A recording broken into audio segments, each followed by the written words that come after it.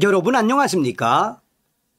다 아시는 사실이지만 문재인 주사파 정권 5년 동안 문재인 정권이 우리 탈북민들을 얼마나 많이 탄압을 했습니까? 자유 대한민국에 살겠다고 찾아왔던 탈북 청년 2명.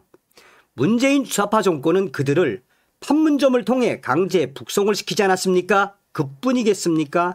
대북 전단을 날리는 박상학 대표에 대한 문재인 주사파 정권의 탄압, 북괴, 김여정, 하명법까지 만들어가면서 그를 탄압을 했지요.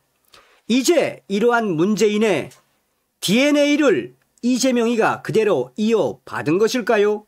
종송산TV 좋아요, 구독, 알림은 큰 힘이 되겠습니다.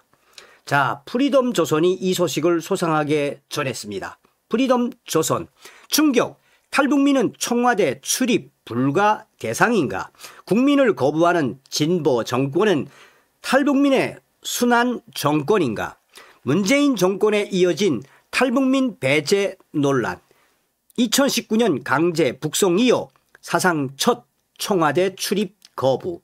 피해자 헌법이 보장한 평등 무너졌다. 탈북자도 엄연한 대한민국 국민. 무엇을 말해주는 것이겠습니까? 이재명 정부의 청와대 경호처가 이렇게 말했습니다. 탈북민은 청와대 출입이 불가합니다. 탈북민은 청와대 출입이 불가합니다. 이재명 정부의 청와대 경호처 관계자가 한 이 한마디가 공개되면서 대한민국 민주주의의 상징이자 국민의 집이라 불리는 청와대가 오히려 국민을 차별하는 장소로 전락했다는 비판이 확산되고 있습니다. 지난 2017년 자유를 찾아 두만강을 건너온 30대 탈북민 장모 씨는 현재 수도권에서 5년째 운송업을 하고 있는 평범한 가장입니다.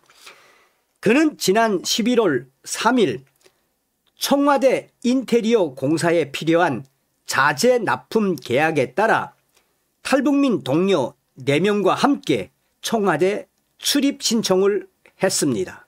그러나 이재명 정부의 청와대 경호처는 단호히 거절했습니다. 탈북민들은 출입이 불가능합니다. 그 결과 탈북민 장 씨가 주문받은 인테리어 자재 납품은 거부됐고 그 이후에 그는 막대한 손실을 떠안게 되었습니다. 그가 또하는 막대한 손실. 그는 너무 참담해 가슴을 치며 울분을 토하고 있습니다. 장 씨는 이러한 참담함 속에 헌법 제11조에 평등권이 실종된 현실을 체감했다라고 말했습니다. 그는 이렇게 말했습니다. 안녕하십니까? 저는 운송업을 하고 있는 탈북민입니다. 2017년에 대한민국에 정착했고 운송업은 5년차입니다. 청와대 인테리어 자재를 납품하려 했으나 이재명 정부의 청와대 경호처로부터 탈북민이라는 이유로 납품을 거부당했습니다. 이에 저는 지금 막대한 손실을 떠안게 됐습니다. 탈북민은 대한민국 헌법이 보장하는 국민입니다. 국가 기관으로부터 이런 차별을 받는 것은 부당하다고 생각합니다. 그래서 저는 지금 청와대 앞에서 1인 시위를 하고 있는 것입니다. 라고 말했습니다. 그의 목소리는 울분에 차 있었고 그가 또 안게 된 막대한 손실도 손실이지만 자유를 찾아온 국민이 다시 문턱 앞에서 멈춰야 했던 깊은 상처에 대해 성토를 하고 있었습니다. 청와대 경호처는 대통령실 직속 기관입니다. 따라서 이번 사건은 단순한 절차상의 문제가 아닙니다.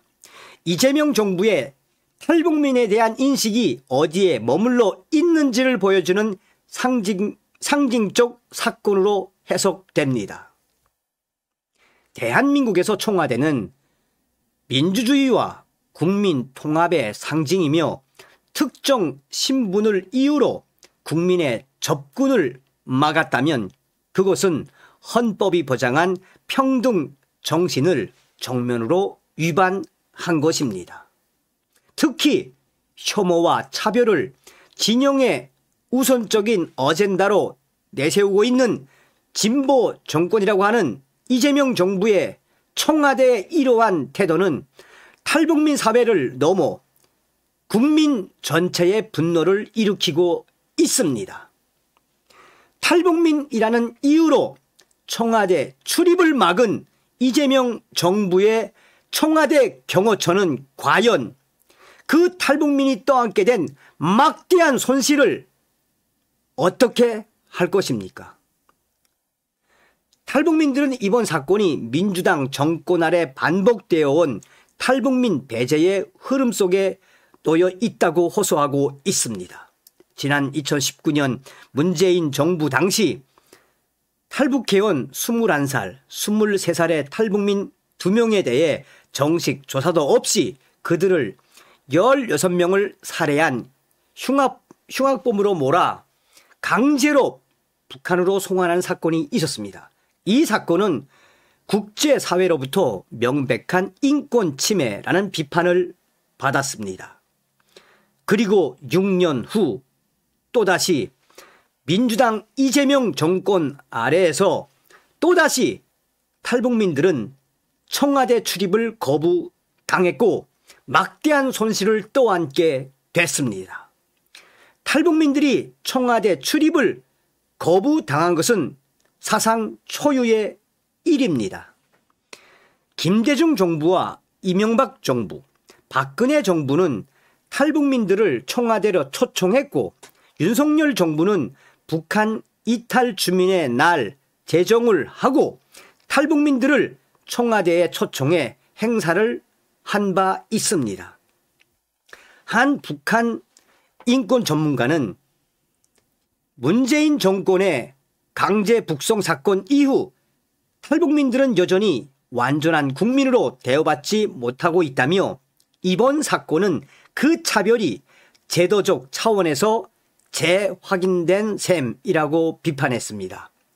논란은 이재명 정부의 통일부 용어 변경 시도에서도 이어지고 있습니다. 이재명 정부는 최근 공식 문서에서 탈북민을 북향민으로 대체하는 방안을 검토 중에 있습니다. 이에 대해 탈북민 사회는 왜 탈북민을 북향민으로 교체하려고 하는지 우리들의 존재를 지우려는 시도라며 강하게 반발하고 있습니다.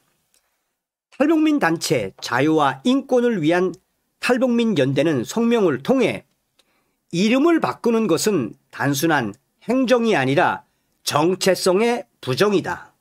정부가 탈북민을 정치적으로 부담스러운 존재로 여기는 것 아니냐며 비판을 했습니다.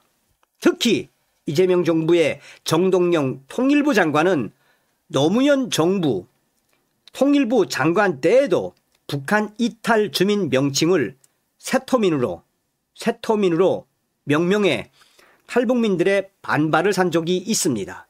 일각에서는 정동영 통일부 장관은 탈북민 장명소라도 차린 것인가? 통일부 장관만 되면 탈북민의 명칭을 변경하려는 이유가 무엇인가? 정 장관이 또다시 탈북민 용어 변경 문제를 들고 나온 것은 지난 노무현 정권 때 자신이 명명한 세토민이라는 용어가 잘못되었음을 자인하는 것 아닌가라는 비판이 터져나오고 있습니다. 탈북민 단체들은 이번 사건을 국가가 국민을 차별한 명백한 인권 침해로 규정하고 대통령실의 공식 사과와 제도 개선을 촉구하고 있습니다. 청와대의 인테리어 자재를 납품하려 갔다가 탈북민이라는 이유로 거부당했고 이에 막대한 재산 피해를 냈고 막대한 손실을 입은 장 씨는 지금 청와대 앞에서 1인 시위를 이어가고 있습니다. 그는 이렇게 말했습니다. 탈북민은 헌법상 명백한 대한민국 국민입니다. 대통령실 직속 기관이 신분을 이유로 출입을 제한했다면 이는 헌법 제11조의 평등 원칙을 정면으로 위반한 행위라며 청와대 앞에서 피켓을 들고 계속 시위를 이어갈 것입니다. 라고 강조했습니다. 그의 손에는 이렇게 적혀 있었습니다. 탈북민도 대한민국 국민입니다. 그 한 문장은 자유를 찾아온 이들이 대한민국의 2등 국민, 예외 국민으로 여전히 증명해야 하는 부끄러운 현실을 상징하고 있습니다. 우리 탈북민들 정신 좀 차려서 이 이재명 정부와 싸워야 합니다. 다음 시간에 뵙겠습니다. 멸공.